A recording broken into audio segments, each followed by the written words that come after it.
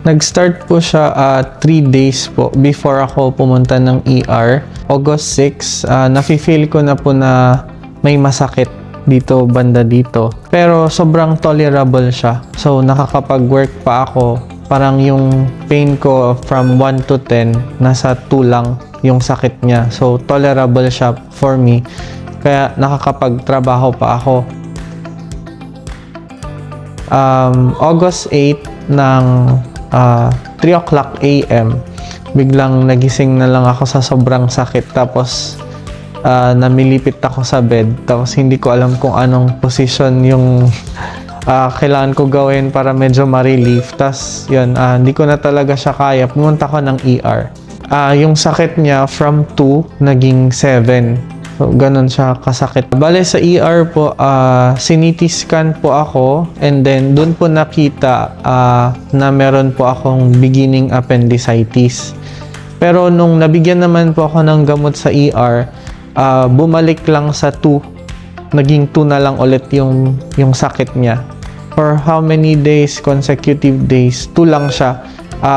Consistent lang siya na 2. Hindi siya tumataas, hindi din siya bumababa. Nung nasa ER po ako, binigyan po nila ako ng option if okay lang sa akin na mag-surgery na agad, i-admit na agad for surgery, or yung other option is mag-take muna ng antibiotic for 1 week, and then if mag-improve, then i-assess ulit ako ni doc if need pa ulit mag-surgery or hindi na.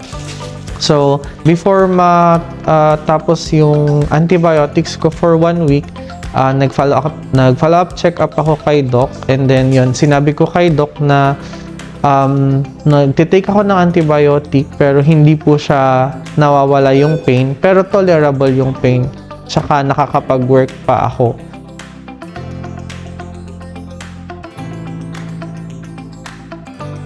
Hindi naman sinuggest agad ni doc na magpa-opera kasi yun, binigyan niya nga po ako ng option if kaya ko pang mag-antay ng 1 month, then CT scan ulit, then pag talagang mas lumaki siya, so tatanggalin na. Yung deciding factor ko kasi, inisip ko, dun din lang siya pupunta. Surgery at surgery lang din, tatagal pa ng tatagal. Inisip ko kung mag-antay pa ulit ako ng 1 month and then CT scan, paano pag nakita sa CT scan na kailangan talagang itanggalin?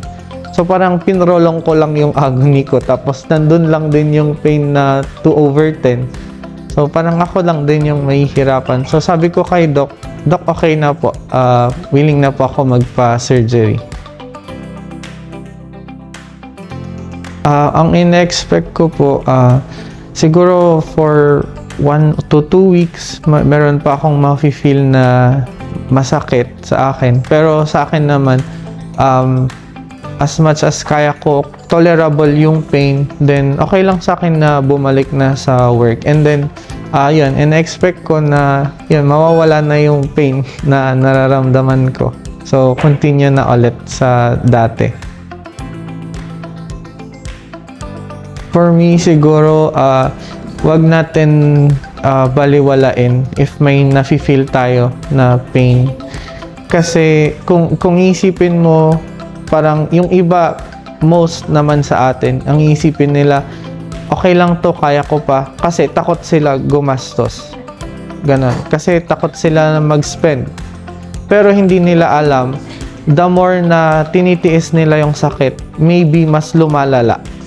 So at the end, pag nagpagastos sila sa ospital, mas mahal yung gagastusin nila. Kesa nung una pa lang na sumakit, kung nagpa-ospital sana sila nun, siguro mas naagapan, mas konti lang yung gastos. Pinatagal nila, so mas malala na, then mas mahirap din sa part nila.